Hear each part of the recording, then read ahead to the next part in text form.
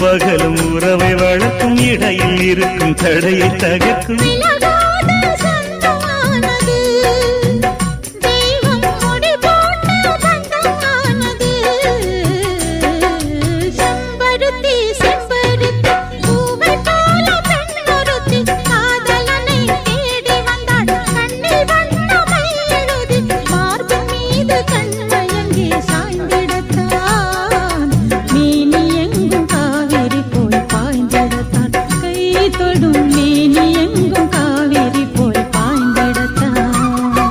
செம்பருத்தி செம்பருத்தி பூவை போல பெண்ணொருத்தி